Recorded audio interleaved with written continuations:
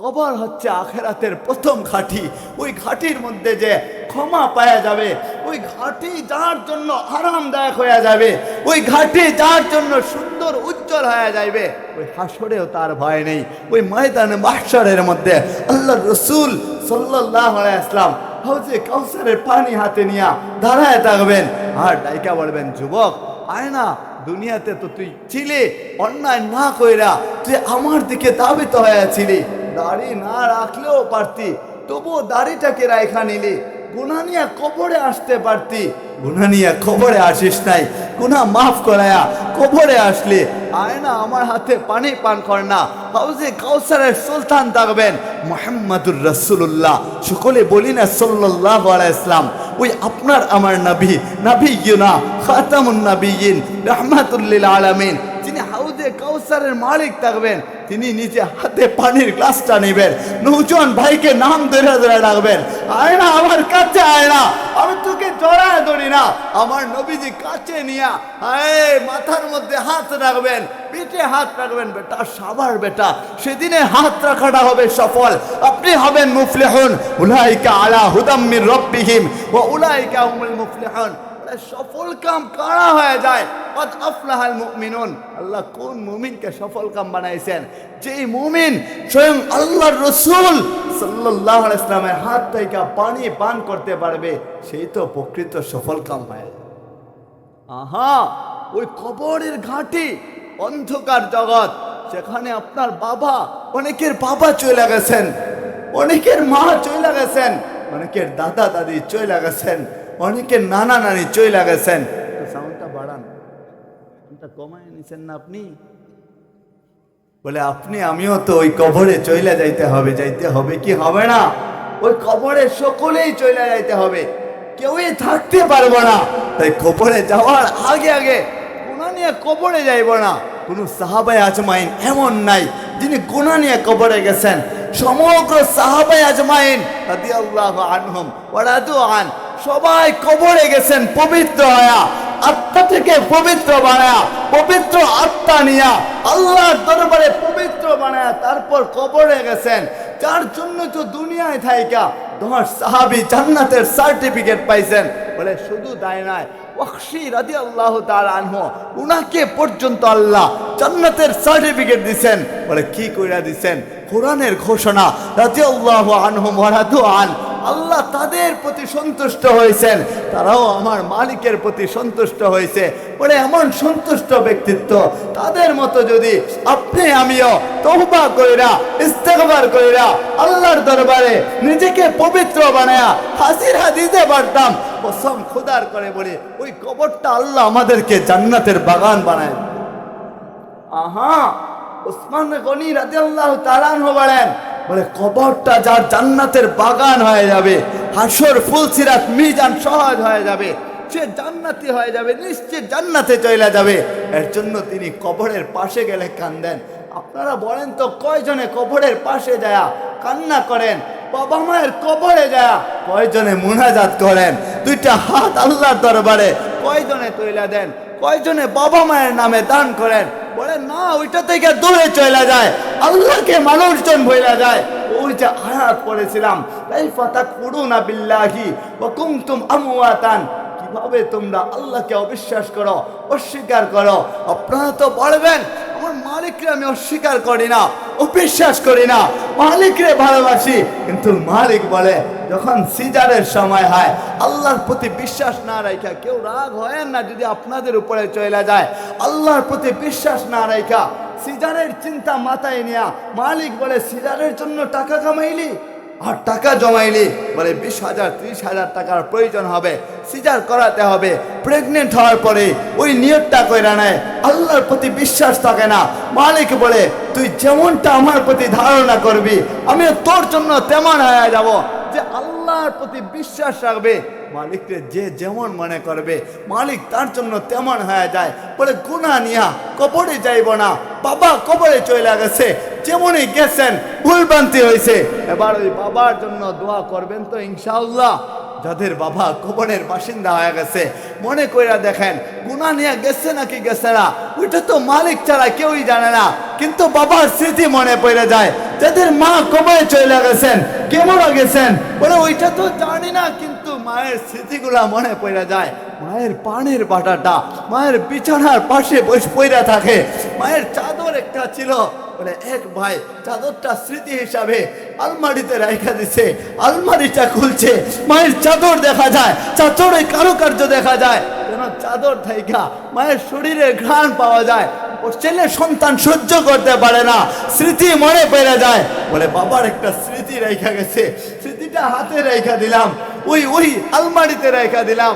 স্মৃতিটা যখন দেখে বলে সন্তান সহ্য করতে পারে না, মা বাবার স্মৃতি ভুলতে পারে না। মা বাবা এত আপন যে কবরে চলে গেছে, যদি কবরে শান্তি না পায়, যদি আযাব হয় গজব হয়, আপনি ছেলে হয়া যদি আপনার কারণে আরো আযাব গজব বাড়ে, তাহলে আপনি তো কুসন্তান হয়ে গেলেন। আপনি ছেলে হয়া, মেয়ে হয়া, সন্তান হয়া যদি আপনার বাবা মায়ের জন্য কবরের পাশে যায় একটু দুইটা হাত তুলে দেন, কুল হুয়াল্লাহু আহাদ আল্লাহুস সামাদ লাম ইয়ালিদ ওয়া লাম ইউলাদ, সূরা ইয়াসিন তেলাওয়াত করেন। বিভিন্ন সূরা তেলাওয়াত কইরা ইসালে সওয়াব যদি পৌঁছান, কসম খোদার করে বলি, যদি মায়ের কবর, বাবার কবর, ভাই বোনের কবর, দাদা দাদির কবর জাহান্নামের সাথে সংযুক্ত হয়ে যায়, আপনার আমলের কারণে, ইসালে সওয়াব পৌঁছানোর কারণে ওই কবরটাকে আল্লাহ জান্নাতের বাগিচা বানায় দিবেন ইনশাআল্লাহ। তো চলেন বাবা মায়ের জন্য দোয়া করব, ভাই বোনের জন্য দোয়া করব, নিজের জন্য চাইবো আল্লাহর দরবারে, মালিক আমি আল্লাহর ওলি হইতে চাই। এখানে কেউ হাত তুলে দেখাতে পারবেন? বলে গুনাহ নিয়ে কবরে যাব না, ওই গুনাহ মুক্ত হইয়া আল্লাহর ওলি হইয়া কবরে যাইতে চাই। যে হুজুর ওইটা নিয়ত করছি। ছোটবেলা থেকে একজনের হাত তুলছেন, বলি না একবার আল্লাহু আকবার, চিৎকার দিয়ে বলি না আল্লাহু আকবার, আমার মালিককে শোনাই না, বলে আল্লাহু আকবার। হাত তুলছেন, উনি আল্লাহর ওলি হইতে চান। বলে কেউ কি এখানে আর কেউ আছেন যে ছোটবেলা থেকে নিয়ত করছেন, হুজুর আমার একটা স্বপ্ন আছে, আমি আল্লাহর ওলি হইব, আল্লাহর সাথে কানেকশন করব। কসম খোদার করে বলি, আপনি যদি নামাজ নাও পড়েন, বলে পড়বেন না ওইটা বলি নাই, এতদিন যা করছেন ভুল করছেন ওইটার কথা বলছি। আপনি ভিতরে নিয়ত নিয়ে আসেন, আমি আল্লাহর সাথে কানেকশন করব, সম্পর্ক করব, হায় গুনাহ মাফ করে কবরে যাব। রাতের বেলায় যাও, একদিন ট্রাই করে দেখেন, নৌজওয়ান ভাইরা একদিন চেষ্টা করে দেখেন, মুরব্বী চাচাজিরা বাবাজিরা একদিন প্র্যাকটিস করেন না। মজা কাকে বলে? আল্লাহর সাথে কানেকশন হলে কেমন মজা লাগবে। বলে রাতের বেলায় ঘরের মধ্যে ফিরবেন, ঘরে কাউকে রাখবেন না, আপনার রুমের মধ্যে দরজাটা নকটা বন্ধ করে দিবেন, হ্যাঁ জানালা বন্ধ করে দিবেন, লাইটটাকে অফ করে দিবেন, নিজেকে লাশ বানাইবেন, শরীরে কাফনের কাপড়টা পরায়া দিবেন, পরায়া আল্লাহর দরবারে বলবেন, মালিক বাবা যেদিন ময়রা গেছিল এইভাবে কাফনের কাপড়টা পরায়া দিছিল, মা যেদিন ময়রা গেছিল লোকেরা কাফনের কাপড় পরায়া দিছিল, ওই একটা ঘরের মধ্যে নিয়ে গেছে, ওখানের মধ্যে ফেন্ডালের মতো বানাইছে, গরম পানি আর বড়ই পাতা দুটাকে মিক্স কইরা একত্রিত কইরা প্রচন্ড শীতের সময় আপনার মায়ের শরীরের মধ্যে যখন পানিটা ঢাইলা দেওয়া হবে, বলে তখন আপনি যদি দেখা থাকেন বা আপনি দেখছিলেন, যদি আপনি দেখেন সহ্য করার মতো পরিস্থিতি থাকে না। মা যখন চলে গেছে, বলে এমন একটা পরিস্থিতি হয়েছে, পাকে নিয়ে গেছে গোসলখানায়, কি করে সন্তান হয়ে সহ্য করি, কি করে ভাই বোন হয়ে সহ্য করি, কি করে স্বামী হয়ে সহ্য কি করে করবেন? আপনার বাবা যদি মরে যায়, বলে আপনি যদি নিজে মরে যান, যাদের সন্তান সন্ততি আছে একবার চিন্তা করে দেখেন, আদরের ছোট সন্তানটা, এমন তো বাংলাদেশে ঘটনা ঘটছে, ছোট সন্তানটা লাশের পাশে যায় শুয়ে রয়েছে আর লাশটাকে ঝড়ায় ধরে রাখছে। এরকম পরিস্থিতি দেখছেন কিনা জানি না, ঝড়ায় ধরছে আর আব্বু বইলা রাখে, বলে আব্বু কেন কথা বলো না, গতকাল কেনা ঝড়ায় ধরছিলা, বাবা বইলা মুখে নিছিলা, কথা বলছিলা, আজকে কেন কথা বলো না, আব্বু আব্বু বইলা ডাকবে আর কান্না করবে, লোকেদেরকে দেখায় বলবে আমার আব্বু কেন কথা বলে না, আমার আব্বুকে চইলা গেছে আমারে চাইরা, আমার আব্বুকে তোমরা কোথায় রেখে আসবা, ওই বাচ্চারে রাইখা আসবা আমার আব্বুকে। ছোট বাচ্চা যখন কথাটা বলে চোখের পানি ঝরায়, বলে চিৎকার দেয়া কান্দে, গরম কইরা দেয়।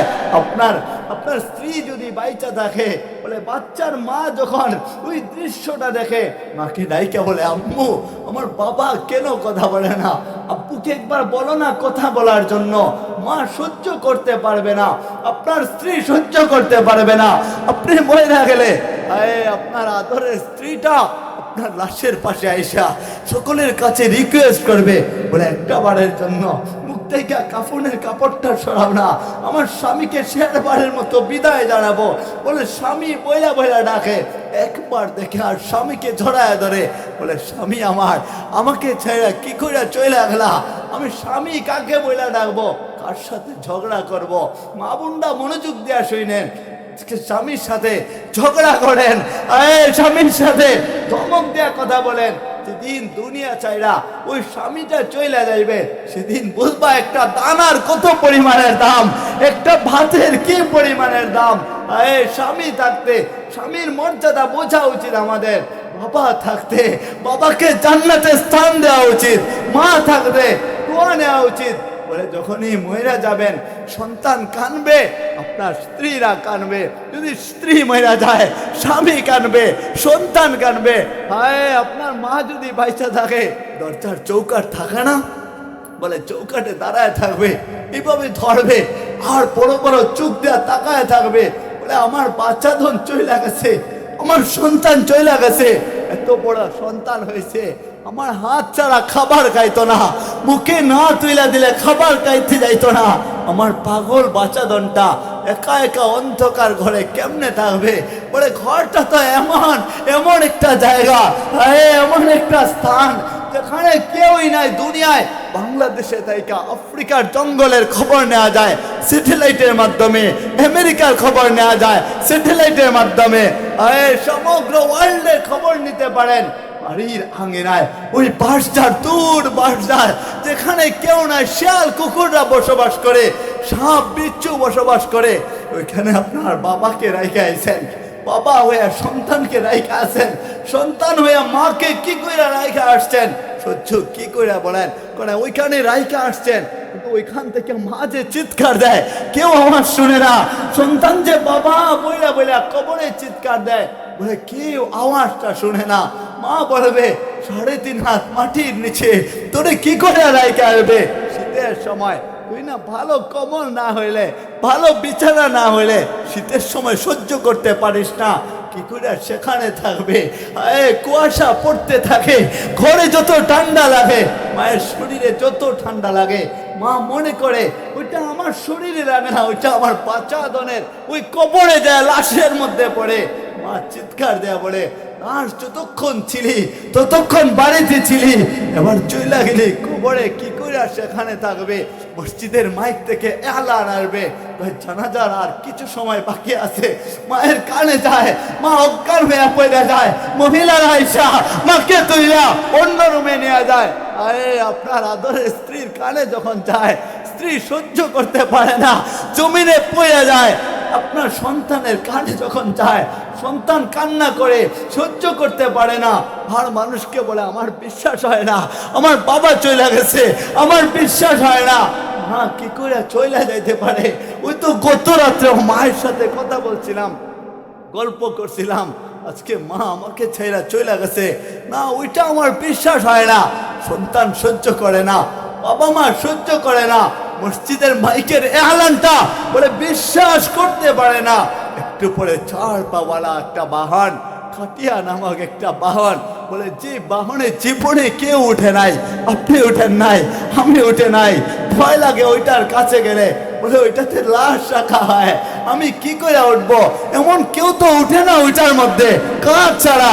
বলে তখনই উঠে 4 পাওয়ালা বাহন, এমন একটা বাহন যে বাহনটা আমাদেরকে ডাকতে ডাকে, বলে শুন না, তুই আমার বুকে আসবি, আমি কিন্তু এমন একটা বাহন, ট্যাক্স নেই না, টাকা পয়সা নেই না, বিনা টাকায় বিনা খরচে আমি তোকে বহন করে নিয়ে যাব, এমন অবস্থায় তোকে আমার উপরে রাখবো, যখন তুই কিছুই পারবে না, অচল হয়ে যাবে, রিজাল্লাহ তামসি, তোর পা থাকবে চলতে পারবে না, ইয়াতুল্লাহ তাতুলি হাত থাকবে ধরতে পারবে না, আইনুল্লাহ তানুজুর চক্ষু থাকবে দেখবি না, উজুল্লাহ তাসমা কান থাকবে কিন্তু মানুষের কান্না মানুষের কথাবার্তা কিছুই শুনবি না, তুই হয়ে যাবে লাশ লাশ লাশ।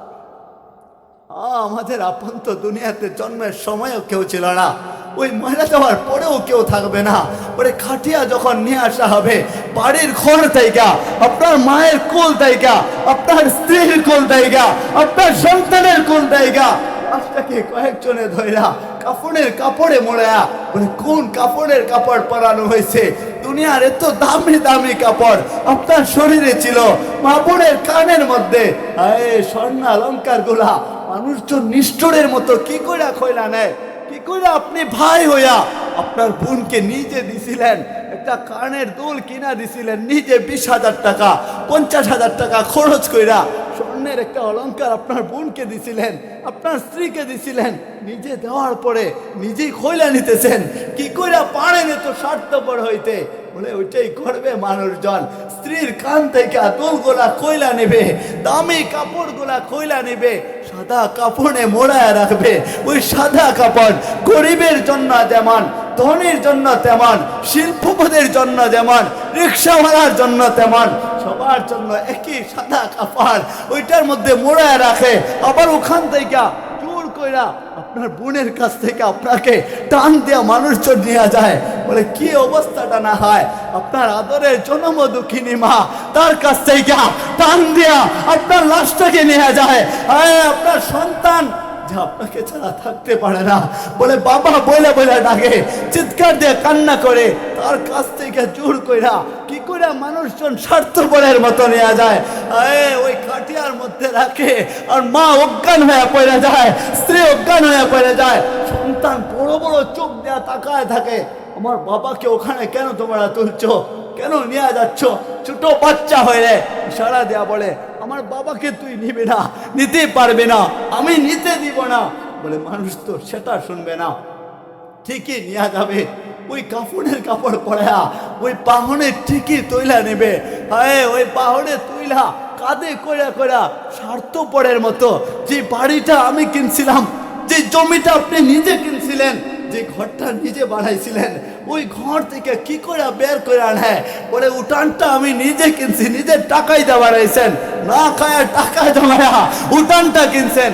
ওই উঠান দিয়া নিয়ে যায় ওই কবরে, আমার বাড়ি থেকে আমাকে বের করে দেয়, মানুষ জোর পূর্বক আপনাকে নিয়ে যাবে ওই মাঠের দিকে, যে মাঠে যায়া দেখবেন মানুষজন জড়ো হয়ে আছে জীবনের শেষ একটা বিদায় জানানোর জন্য, বলে কেমন বিদায় এটা, বলে এমন একটা বিদায়, দুনিয়ায় যখন প্রবাসী সন্তানকে পাঠায় মা সহ্য করে না, কান্না করে, বাবা ভিতরে ভিতরে পাইটা যায়, কান্না করে, সন্তান কুলে থাকে, আর বলে আব্বু যায় না আমাকে চাইরা, কান্না করে, আর আপনি যেদিন সবাইকে চাইরা চিরস্থায়ী বিদায় দেয়া কবরে যাবেন, হাসরের ময়দানে দাঁড়াবেন, আর মাঠের মধ্যে যখন যাবেন, যদি আপনার সন্তান বড় হয়ে থাকে চোখের পানি ঝরাইবে, আর আপনার ব্যাপারে কিছুটা কথা বলবে, বলবে আমার বাবাকে তোমরা মাফ করে দিও, বাবা মরে গেছে না, সহ্য করতে পারি না, আমার এখনো বিশ্বাস হয় না।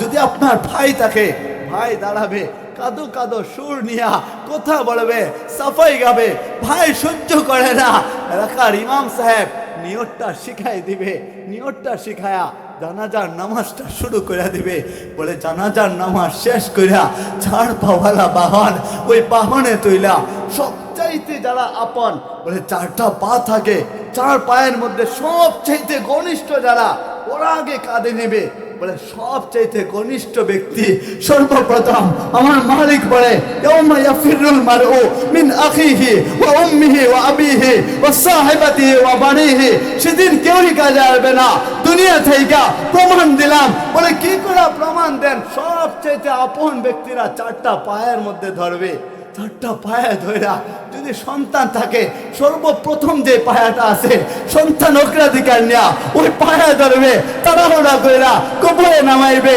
ভাই ভাই যারা আছে, চাচারা আছে, পায়া ধরবে। আরো কিছু মানুষজন আইসা শরিক হবে, ওই পায়াটা ধইরা খাটিয়ায় ধইরা ধইরা ওই কবরস্থানে নেওয়া যাবে। বলে কোন দিকে নেওয়া যাও? বলে বাড়ির রাস্তা দিয়া, আঙ্গিনা দিয়া নেওয়া যায়। বলে ওখান থেকে কেউ দেখে নাকি? বলে মা দরজায় তাকায় রয়েছে, আপনার স্ত্রী দরজায় তাকায় রয়েছে, আপনার ছোট সন্তানটা আপনার পিছন পিছন চিৎকার দেয়, আমার আব্বুকে তোমরা কোথায় নিয়ে যাচ্ছ? না না, তোমরা নিয়ে যায় না। বলে কন্যা সন্তানটা ঘর থেকে তাকায় থাকে আর কান্না করতে থাকে। বলে কান্নার আওয়াজ কেউ শুনে না। আর হয়ে যাওয়ার পরে এতটা নিষ্ঠুর মানুষজন হয়ে যায়, এত চিৎকার করার পরে ওইটাকে শুনতে চায় না। কবরে নামানো হবে ওই দূর যেখানে মানুষ চাইতে চায় না। বলে রাত যদি হয়ে যায়, সন্ধ্যার পর হলে ওইদিকে যাবি না, ওখানে কবরস্থান। বলে ওখানে বাঁশচার আছে, চিনবুত থাকতে পারে, সাপ থাকতে পারে, ওখানে যাবি না তুই। মা সন্তানকে শিখায় দেয় ওইদিকে বাবা যাওয়া না, বাবা সন্তানকে শিখায় দেয় ওইদিকে থাকবা না, রাতের বেলা যাবা না, ভয় হওয়ার কথা। সাপ কামড় দিতে পারে, সাপ কাটতে পারে, জিনবুত আসর করতে পারে, কিন্তু ওই জায়গায় আপনাকে আমাকে রাইখা দেওয়া হবে। আরে ওই জায়গায় রাইখা যে বাবা এত আপন, বাবা চলে আসবে। যে আপনার ভাইটা এত আপন, ভাই চলে আসবে, রক্তের বাঁধন শেষ হয়ে যাবে, জীবনের জন্য শেষ হয়ে যাবে। আসলেও আর রক্তের বাঁধন কাজে আসবে না, কেননা সেদিন তো কেউ আপন থাকবে না, কবরে আপনাকে রাইখা দেওয়া হবে। বলেন ওই কবরে যাওয়ার আগে আগে যদি সামানা তৈরি করে না যান, আপন কাউকে পাবেন না, সেখানে কি প্রশ্নের জবাব দিবে? হ্যাঁ, আমাদের জবাব দেওয়ার মতো কিছু নাই। তাই চলেন শেষটা শোনায় শেষ করি। আল্লাহ রসুল সাল্লাল্লাহু আলাইহি ওয়াসাল্লাম বলেন, কবর যে ঘাটিটা আছে, ওই ঘাটিতে যদি তুমি জান্নাতি হয়ে যাইতে পারো, যদি মাফি পাওয়া যাও, ওই ঘাটিতে যদি তুমি সুখী হয়ে যাও, যদি ওই ঘাটিটা জান্নাতের সাথে সম্পর্ক কইরা দেওয়া হয়, তাহলে আর কোনো টেনশন নাই। লা খাউফুন আলাইহিম ওয়ালা হুম ইয়াহজানুন। যদি জান্নাতে হয়ে যায়, মালিক বলে তোকে আদর কইরা বানাইছি, তোকে মহব্বত কইরা বানাইছি, ভালোবাসা বানাইছি, ওই জান্নাত দেওয়ার